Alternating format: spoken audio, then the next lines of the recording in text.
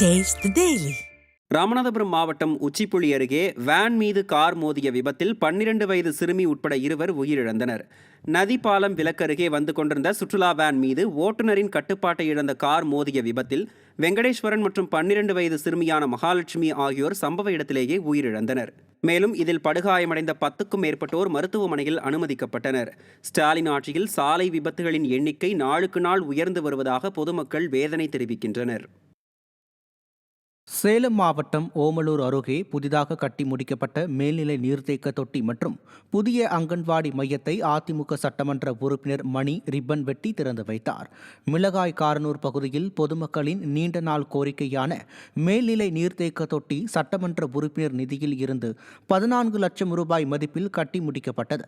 இதையடுத்து புதிதாக கட்டி முடிக்கப்பட்ட மேல்நிலை நீர்த்தேக்க தொட்டியை அதிமுக சட்டமன்ற உறுப்பினரும் சேலம் புறநகர் மாவட்ட அம்மா பேரவை செயலாளருமான மணி திறந்து வைத்தார். பின்னர் சிக்கம்பட்டி பகுதியில் புதிதாக கட்டி முடிக்கப்பட்ட அங்கன்வாடி மையத்தையும் அவர் துவக்கி வைத்தார்.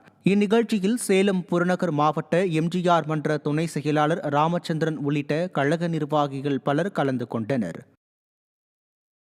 திண்டுக்கல் மாவட்டம் நத்தம் அருகே பள்ளி சத்துணவு கூடத்தில் சிலிண்டர் வெடித்த விபத்தில் சமையலர்கள் 2 பேர் படுகாயமடைந்தனர்.